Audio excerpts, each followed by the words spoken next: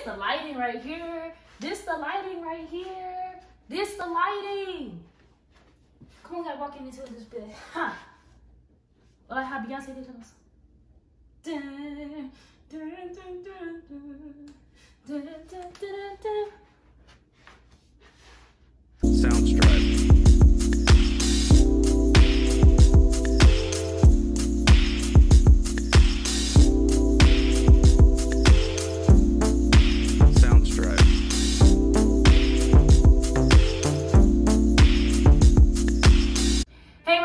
It is the one and only, the Lit Southern Belle, Mimi Navah, and you're watching the Lit Southern Belle, the podcast that helps you flourish. Well, I know that I discussed friends and what friends you should be looking for and all those great and wonderful things, but I also forgot one thing. I look back at all my stuff that I posted to make sure I didn't miss anything important. And I forgot to mention how to be a friend. And I realized I didn't touch on it as much, but I'm just realizing now that some people around me, I don't know, but some people around me have the definition of friend messed up. Like I said, the definition of compromise messed up. Look, a dictionary is not that far and not that expensive to buy. We have Merriam-Webster online. We got dictionary.com, thesaurus.com. But you know what? If you want to be lazy, I'm here to help you. Like I said, help you flourish. So I'm gonna just say right now, friends are not meant to be draining little leeches and just, no, they're not supposed to be that. Friends are not also supposed to call you when they need some shit. Is that just me? Like, if you're my friend or if I'm your friend, I'm going to enjoy your company even if you can't offer anything, I don't know, tangible. Is that just me? I feel like I'm talking in a foreign language. But, yeah, you can't. I understand people be like, well, what can they do for me? Okay, well, how do they make you feel? Do they support you? Do they encourage you? What people can do for you, a benefit that you have when it comes to a relationship with someone, it's not always, what do they say, materialistic, tangible, surface level only. I think what makes friendships so great is the fact that it's always deeper than that. It always is. They may understand you, they may click with you, and maybe some things that like you may not be able to explain, but they're like, I feel you. I empathize with you. And it's not because they feel like they have to, it's because they simply want to. Friendships, some people force friendships. Like, oh, I'm gonna be friends with them because they're cool people. But then realize they get there and the energy's just dry. Because y'all sitting at each other, I'm looking at you, you looking at me, and we're just like, that's ugly. If we can't talk, laugh, cut up, or, you know, if I don't feel good around you, if it's not, because of course, every friend that you have is not going to bring out the same side of you. Some friends you can be goofy with, cut up. Some friends you can work with. They can encourage you. You all can share information, exchange information with each other. Some friends are all the above. You do have friends and colleagues for certain things in certain places due to the interests that you may share. Also, just for the fact of how you met. That's honestly the thing of how you met can determine your friendship. Of course, if y'all met and y'all didn't like each other, but then y'all were like, oh, let me at least try to understand her more because you were kind of convenient and it transformed to something that's kind of deeper, that's cool. But that all depends on if the person wants to give it a chance and be open-minded to actually wanting to get to know the person deeper than what they saw or what they assumed. And sometimes people assume right, but it takes a little digging. And some people prefer not to dig, and I feel like that is a-okay. Some people are like, if we don't really hit it off, or I get a bad feeling, or I get an iffy feeling, I don't want it. Because we're too grown for iffy things. Too grown for iffy things. So it's kind of just like, it is or it isn't. That's how I am at this point. Some people, you know, they're kind of like, no, I'm gonna give it a chance, this and the third. And for me, whenever I do give it a chance, I get in the face. So we just cut that out. But I don't want this to be long because I'm just gonna get to the point and just stab y'all with the truth that your friends are not obligated to do anything for you. If they do anything for you, it is out of love and it's out of because they want to. You cannot force people to treat you the way you want to be treated. So if you have friends and they're like, well, I don't really enjoy being around them that much. Well, I really don't like, you know, what we talk about. I really don't like this and the third. And if they, mind you, this is the key to everything. If the person that you're dealing with is open-minded enough to change or transform the relationship to something that is middle ground for both parties, then it can work. But if that person is not understanding where you're coming from to even try to transform or be open-minded to it, they can even grasp the concept, that will be very hard and tough, and it's kind of like beating a dead horse. Is not gonna get up.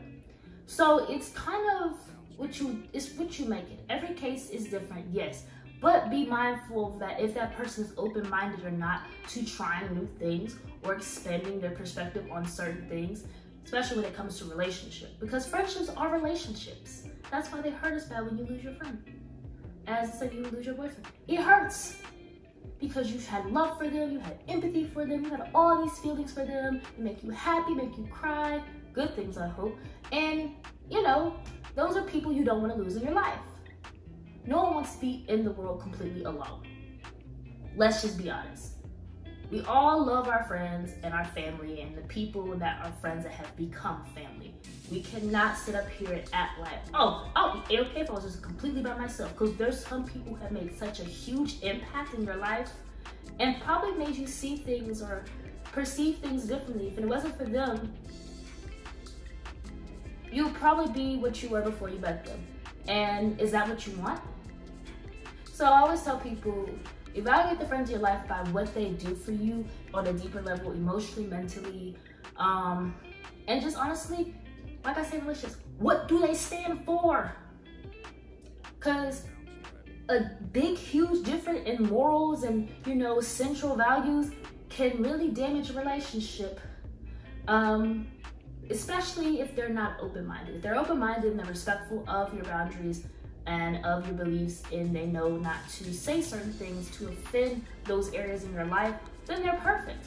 I think that we just sometimes have people who are assholes, who know that you have different opinions. Wow. Different opinions. There we go. And they just like to make fun of things or make fun of things that they just honestly they can't understand or they don't want to understand. So you have to be very mindful that you're not doing that to your friends. Listen to your friends. I see people who don't listen to their friends. Have a discussion, they just sit and talk.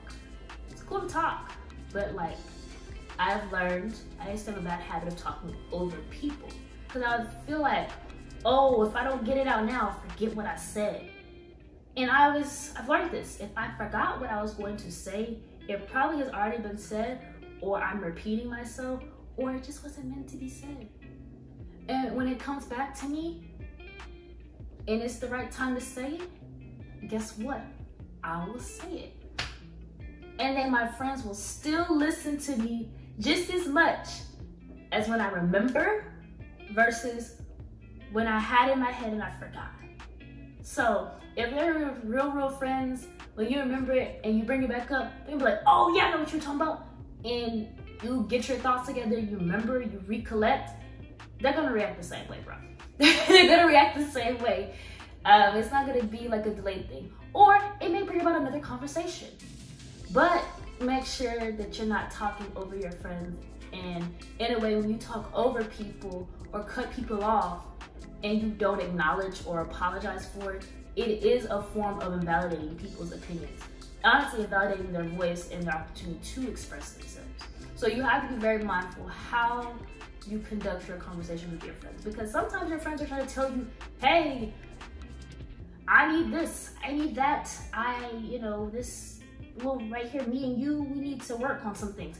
And the whole time you cutting them off, telling them about your whole day, about how you saw a bunny rabbit. Like just something very insignificant as some insignificant shit like that.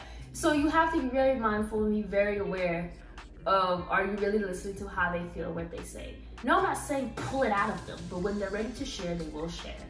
And some people will never share everything they're going through because we are all human and we all feel that no one will care because we live in a very cruel world. But with time, people share, people open up, and people get vulnerable. And that's also with time. but you cannot rush it. They're not, you know, you can't rush certain things like that. But, like I said, don't be cutting people off out here, because even when I cut someone off, I feel horrible now, since I'm older and I'm more mature and I'm able to, and as a communication major, I'm more able to just learn how to communicate effectively, learn tools and ways to kind of hold back my comments.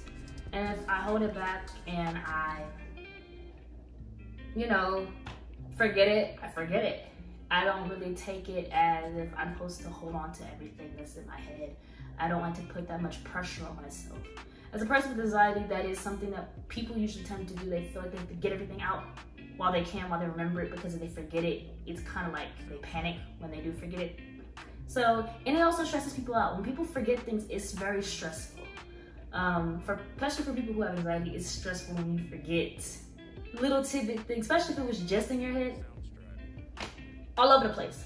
But honestly, don't let your anxiety cause you to swallow your friends and spit on your relationship. Because trust me, multiple times it's happened, but I've been blessed to be around people who let me know and know that it's coming from a place that is not of ill intent. Because I will never try to hurt any of my little nuggets out here. Don't tell them I call them nuggets. But no, honestly, this concludes the fifth, I got the number this time, the fifth episode of the Lip Tuck and Barrel. Stay flourishing, my friends.